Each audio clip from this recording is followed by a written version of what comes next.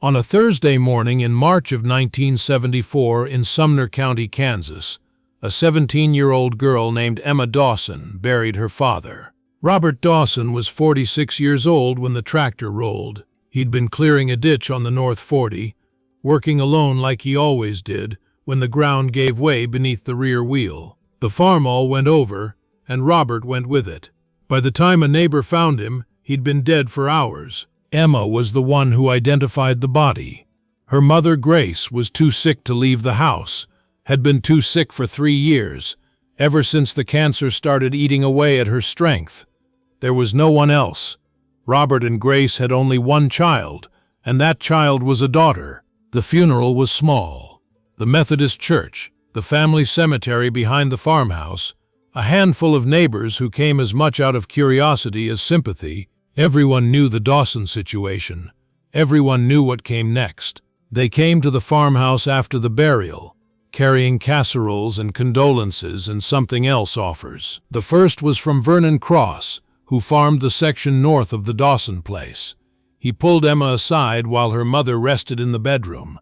"Emma, honey, I'm real sorry about your daddy. He was a good man." "Thank you, Mr. Cross. Now I know this isn't the time to talk business, but you're going to have to think about the future." Vernon's voice dropped to what he probably thought was a fatherly tone.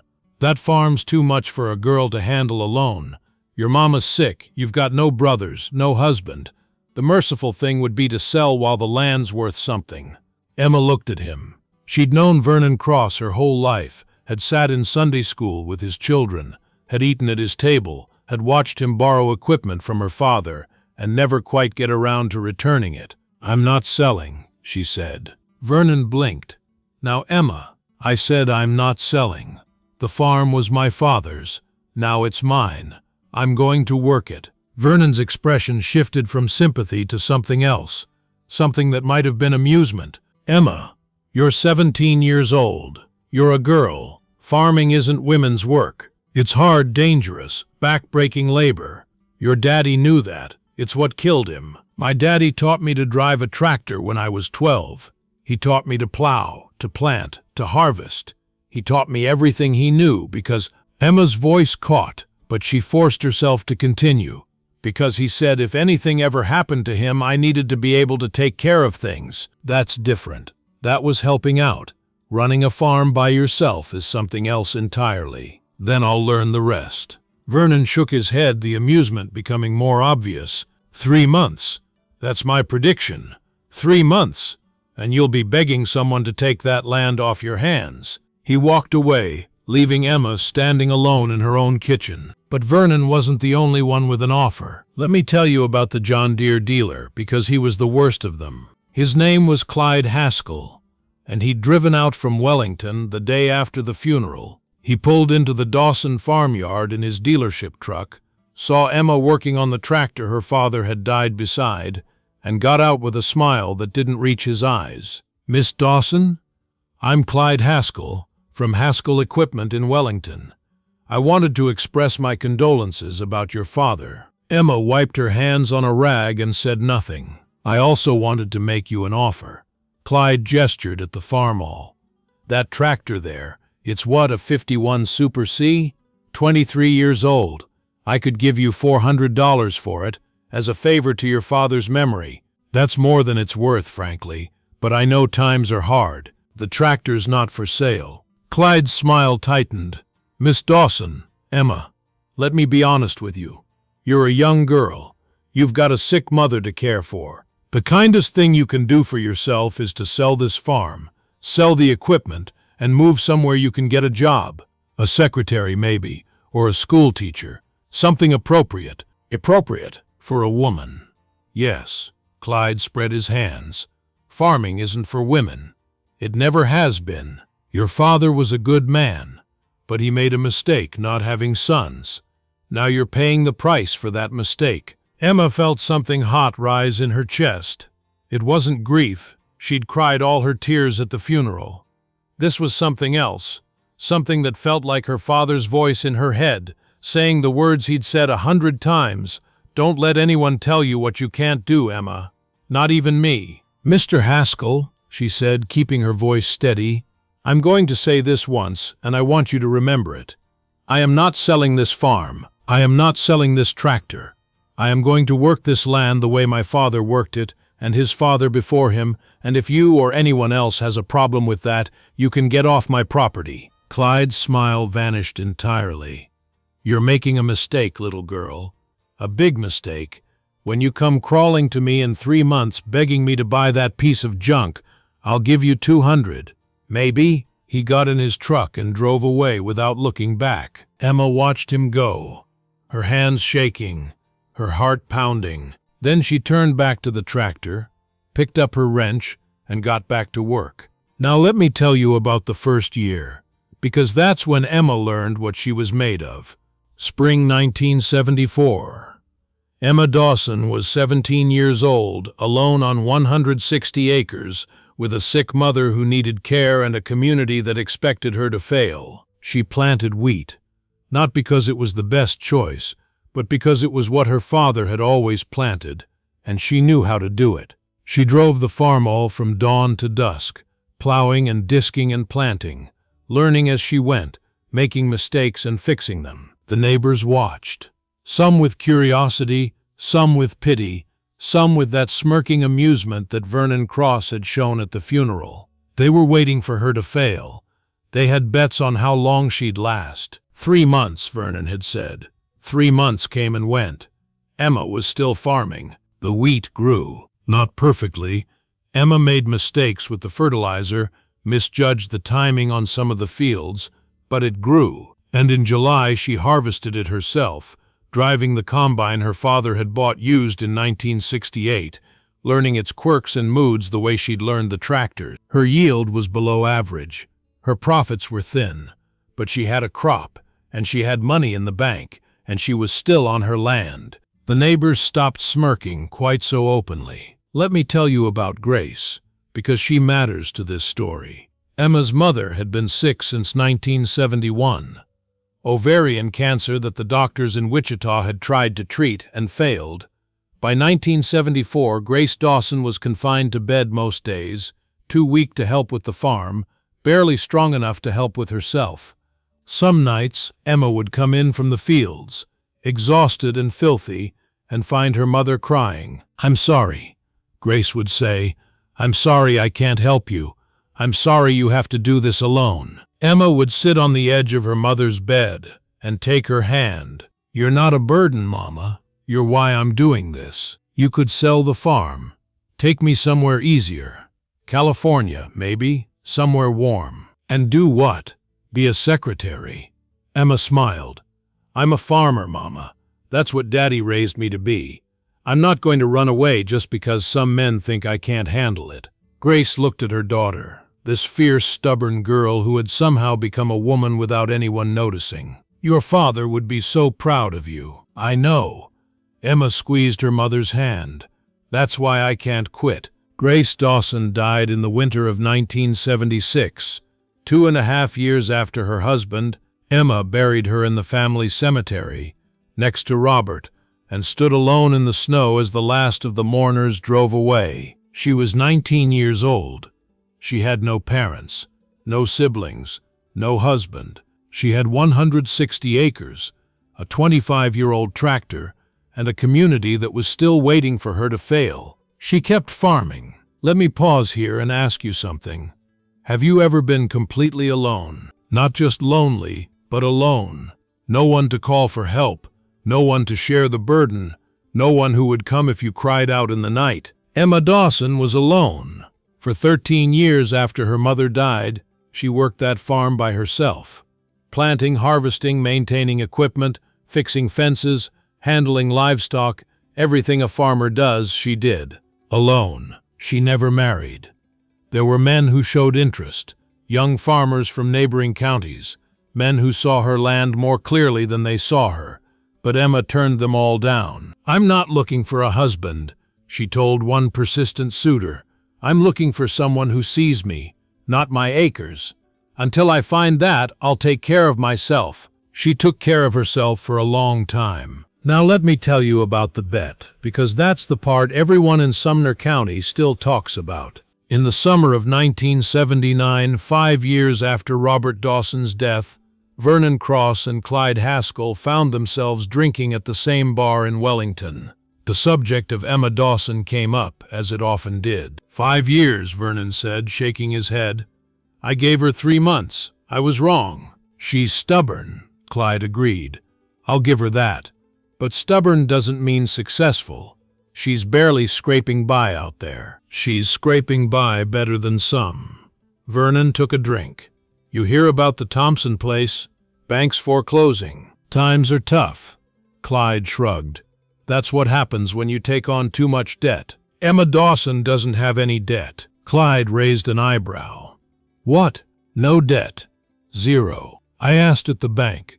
That girl has never borrowed a dime. Pays for everything in cash. Vernon laughed bitterly.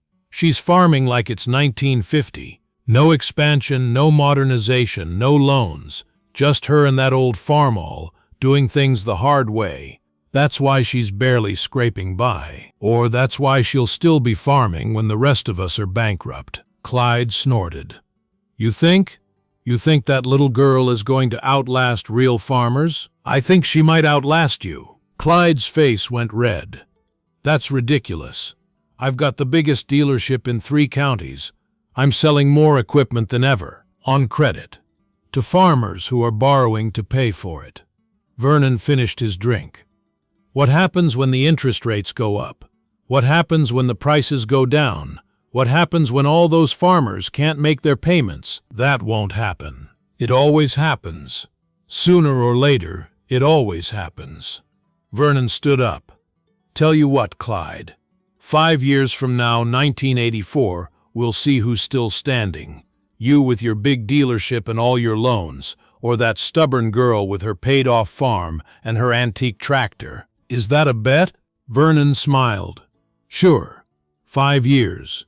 Loser buys dinner. They shook on it. Neither of them would ever eat that dinner. Let me tell you about 1984, because that's when the wheel turned. The farm crisis didn't arrive with a single moment of catastrophe. It crept in slowly, interest rates climbing, commodity prices falling, land values collapsing. By 1984, the disaster was undeniable. Farmers who had borrowed to expand found themselves owing more than their land was worth. Banks that had eagerly extended credit were now desperately calling it in. Equipment dealerships that had sold tractors on easy terms were repossessing machines they couldn't resell. Vernon Cross lost his farm in the spring of 19... He'd borrowed to buy the Thompson place, the same place he'd mentioned at the bar in 1970. Emma Dawson bought 40 of his acres at the foreclosure auction.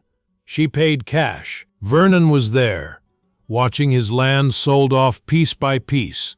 When Emma's hand went up for the bid, their eyes met across the auction yard. Emma didn't gloat. She didn't smirk. She just nodded. Once, and kept bidding until the land was hers. Afterward, she found Vernon sitting alone in his truck, staring at nothing. I'm sorry, she said. Vernon laughed bitterly. Are you? You're the one who just bought my land. I'm sorry you lost it. I'm not sorry I was in a position to buy it. Vernon looked at her.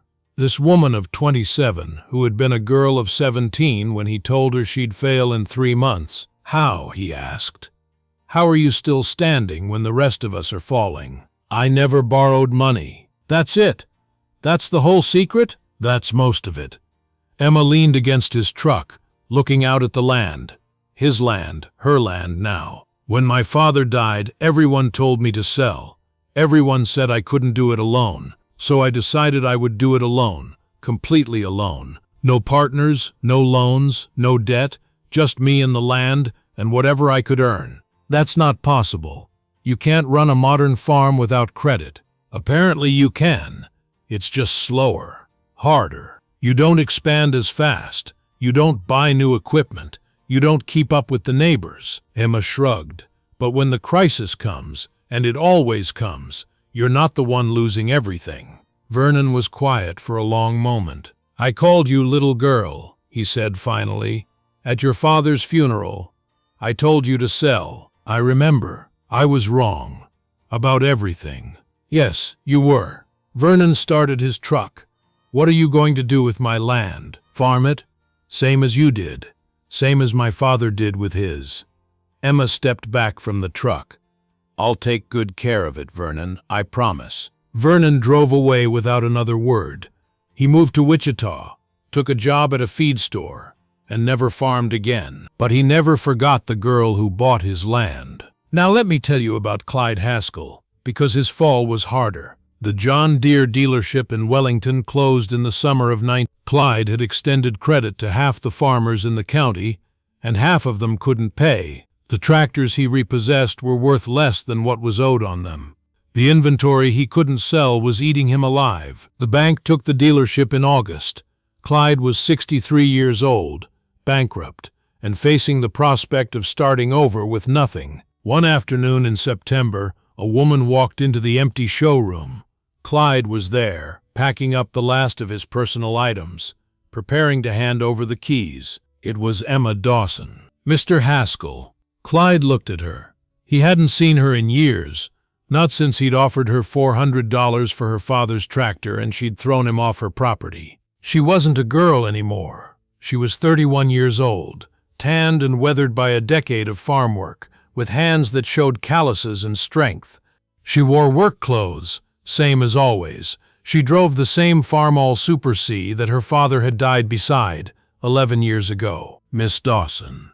Clyde's voice was hollow. Come to gloat? No. Emma walked through the empty showroom, looking at the bare floors where tractors used to gleam. I came to make you an offer. Clyde laughed bitterly. An offer? For what?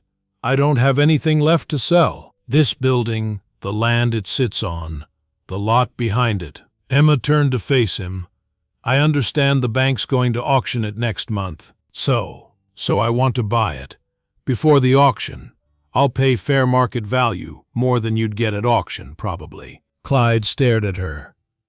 You want to buy my dealership? The building, not the business. I'm going to turn it into a repair shop, somewhere farmers can bring their equipment to get fixed instead of replaced. Emma smiled slightly.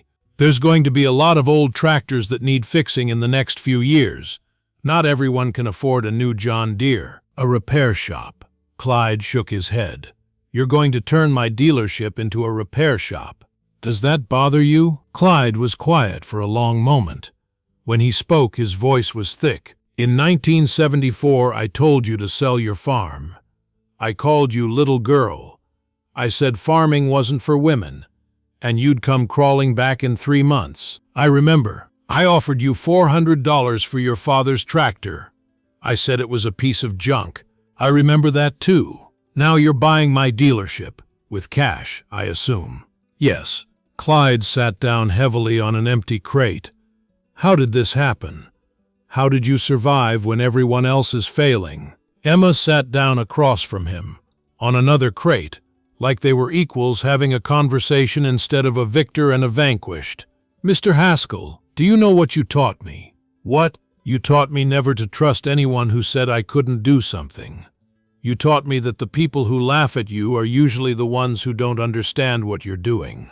And you taught me that new and shiny isn't the same as good and reliable. She looked around the empty showroom. You sold a lot of tractors in this building. Big, expensive, beautiful tractors. And farmers bought them because you told them they needed to, because you said the old ways were obsolete, because you made them feel ashamed of their paid-off equipment. I was selling what people wanted. You were selling what people thought they wanted. What they needed was different. Emma stood up. They needed to keep their old tractors running. They needed to stay out of debt. They needed to be more like the stubborn 17-year-old girl who wouldn't sell, instead of less. She extended her hand. I'll have my lawyer contact the bank about the building. I hope you find something good in whatever comes next, Mr. Haskell. I really do. Clyde shook her hand, unable to speak. Emma walked out of the dealership, climbed into her father's old Farmall, and drove away. Let me tell you about the years that followed, because that's when Emma's story became legend. Emma Dawson bought the dealership building and turned it into exactly what she'd promised, a repair shop for old equipment. She hired mechanics, trained young people, built a business that helped farmers keep their machines running, instead of replacing them every few years. She also kept farming. By 1989, she owned 320 acres, her original 160 plus the parcels she'd bought from neighbors who couldn't hold on, all paid for in cash. All worked with equipment that some people would call obsolete, but Emma called reliable. In 1991, at the age of 34, Emma finally found someone who saw her instead of her acres. His name was Thomas Reed. He was a mechanic who'd come to work at her repair shop. A quiet man, 10 years older than Emma, who had never farmed a day in his life, but who understood machines the way she did. "You're not like the other men who've come around," Emma told him one evening, after they'd spent 3 hours rebuilding a transmission together. "How so?" "The others wanted to marry a farm. You just want to hand me the right wrench." Thomas smiled. "I figure if you've been running this place for 17 years without anyone's help, you probably don't need me telling you what to do. But I can hand you wrenches. I'm good at that." They married that spring, in the same Methodist church where Emma had been baptized and her parents had been buried. The whole county came.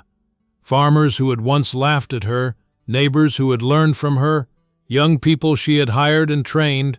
Thomas never tried to take over the farm. He worked in the repair shop, raised their 2 children when they came along, and let Emma be exactly who she was, a farmer, a businesswoman, and the most stubborn person in Sumner County. Let me tell you about the photograph, because that's how people remember this story. In 2004, on the 30th anniversary of Robert Dawson's death, the Sumner County Historical Society decided to honor Emma Dawson for her contributions to the community. They wanted a photograph for their collection. Emma agreed, on one condition. The photograph was taken in front of her repair shop, the building that had once been Clyde Haskell's John Deere dealership.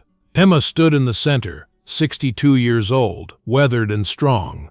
Beside her was the 1951 Farmall Super C that her father had died beside, that Clyde had offered $400 for, that had been running for 53 years. In her hand was a piece of paper, the deed to 320 acres, all owned free and clear. And behind her, lined up like a graduating class, were 37 people. Mechanics she had trained, farmers she had helped, young people who had come to her shop with nothing and left with a trade. The photograph hangs in the Historical Society to this day.